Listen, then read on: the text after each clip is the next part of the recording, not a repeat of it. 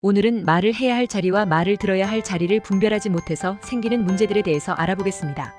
대화의 자리는 그 흐름과 분위기, 상대방의 위치를 고려해야 하는데 이를 잘못 판단하면 여러 가지 문제가 생깁니다. 첫째, 상대의 신뢰를 잃을 수 있습니다. 말을 들어야 할 자리에서 말을 많이 하거나 말을 해야 할 자리에서 침묵을 지키는 것은 상대방에게 불신을 줄 수 있습니다. 중요한 상황에서 상대방의 이야기를 듣지 않고 자신의 의견만 강하게 주장한다면 상대는 더 이상 당신을 신뢰하지 않을 것입니다. 이런 경우 대화가 어렵고 불필요한 갈등이 생길 수 있습니다. 둘째, 소통이 단절될 수 있습니다. 대화의 자리는 소통의 창구입니다. 그런데 말을 해야 할 때 말을 하지 않고 들어야 할 때 들어주지 않으면 상대와의 소통은 단절됩니다. 특히 중요한 의사결정이나 감정적인 문제를 다룰 때 상대방의 말을 경청하지 않으면 서로의 입장을 이해하기 어렵고 결국 대화는 끊기게 됩니다.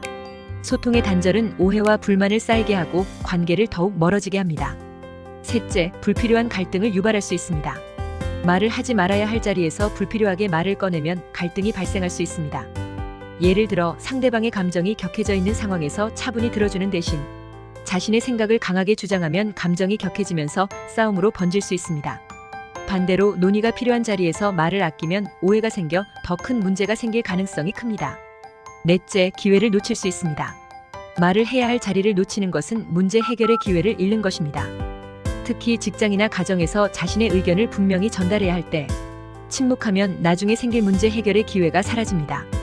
반대로 말을 들어야 할 자리에서 자신의 의견을 계속 주장하면 당장 문제를 해결할 수 있는 기회를 놓칩니다. 다섯째, 관계에 긴장이 생길 수 있습니다. 들어야 할 자리에서 상대의 입장을 헤아리지 않고 계속해서 말을 하면 긴장 상태가 됩니다. 상대방은 자신이 존중받지 못한다고 느껴 불만과 거리감이 생깁니다. 특히 친밀한 관계일수록 대화 타이밍을 잘 맞추어야 합니다.